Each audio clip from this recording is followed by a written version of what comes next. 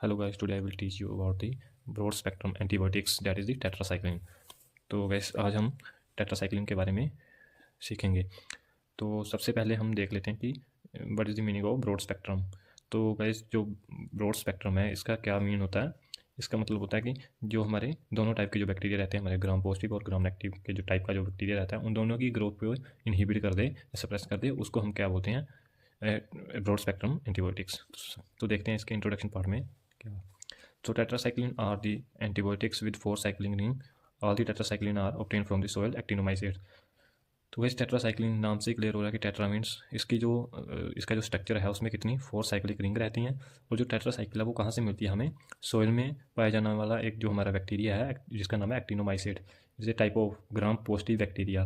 तो इसमें से जो मिलने वाला हमें कुछ किस तरह के केमिकल, जो हम सिंपली बोलें तो ये एक टाइप का बैक्टीरिया है जिसमें कुछ ऐसे तरीके के केमिकल पाए गए जो क्या करते हैं, बैक्टीरियल ग्रोथ को इनहिबिट करते हैं, जिसका नाम हमने क्या रख दिया, टेट्रासाइक्लिन।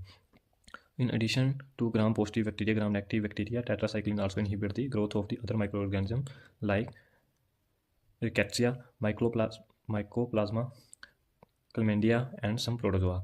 तो गाइज जो हमारी टेट्रासाइक्लिन एंटीबायोटिक है वो क्या करती है, ग्राम पॉजिटिव और ग्राम नेगेटिव बैक्टीरिया के साथ साथ वो हमारी अदर माइक्रो ऑर्गेनिज्म को भी इनहिबिट कर देती है, जैसे कि rickettsia, mycoplasma, chlamydia and some protozoa. So tetracycline की कुछ ये क्लासिफिकेशन है, जैसे टेट्रासाइक्लिन की क्लोरो टेट्रासाइक्लिन हो गया, टेट्रासाइक्लिन हो गया, ऑक्सी टेट्रासाइक्लिन हो गया, और इधर सेमी सिंथेटिक डेरिवेटिव आ जाते हैं, ग्लूसाइक्लिन, डॉक्सीसाइक्लिन, मिथासाइक्लिन, माइनोसाइक्लिन। तो नेक्स्ट हम देखेंगे इसके मैकेनिज्म ऑफ एक्शन के बारे में। तो गाइज अभी हम देख लेते हैं मैकेनिज्म ऑफ एक्शन के बारे में। But guys, if you want to know about the complete information about the bacterial protein synthesis, so I would recommend you the 10th edition of KD Tripathi, and this 14th edition of the KD Tripathi, page number 785। वहाँ पे जो है diagrammatically बहुत ही अच्छे तरीके से explain किया गया कि बैक्टीरियल प्रोटीन सिंथेसिस के बारे में। तो अगर आप इसको देखेंगे, बैक्टीरियल प्रोटीन सिंथेसिस को देख लेंगे एक बार, तो वो आपको ईजी तरीके से क्लियर हो जाएगा। तो once you must go through it.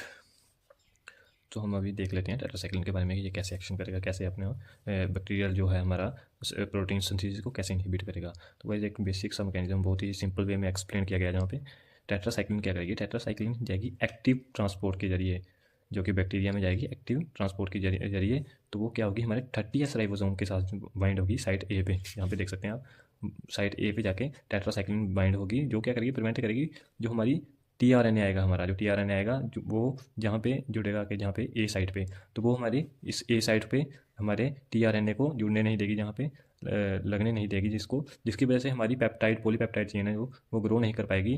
तो अगर हमारी पॉलीपेप्टाइड चेन ग्रो नहीं करेगी तो बैक्टीरियल की जो प्रोटीन सिंथेसिस है वो इनहिबिट हो जाएगी। तो देखिए, prevent the binding of tRNA to the site of A. तो क्या होगा, प्रोटीन सिंथेसिस इनहिबिट हो जाएगी और बैक्टीरियोस्टैटिक इफेक्ट आएगा, मीन्स की वो उसकी बैक्टीरिया की ग्रोथ को सप्रेस कर इनहिबिट कर देगा। तो वाइज अभी इसके एडवर्स इफेक्ट के बारे में देख लेते हैं। जीआईटी में इफेक्ट आएंगे इसके, लाइक गैस्ट्रोइंटेस्टाइनल इरिटेशन होगी, नोजिया वोमिटिंग रह सकता है, हेपेटोटॉक्सिसिटी लाइक हमारे जॉन्डिस वगैरह हो सकता है, और हमारा हेपेटिक सेल नेक्रोसिस हो सकती है in pregnant women, but it's very rare. Renal toxicity और हमारा फोटोटॉक्सिसिटी, ये इसके जो है एडवर्स इफेक्ट जो कि देखने को मिलते हैं। So guys, thank you for watching this video, please.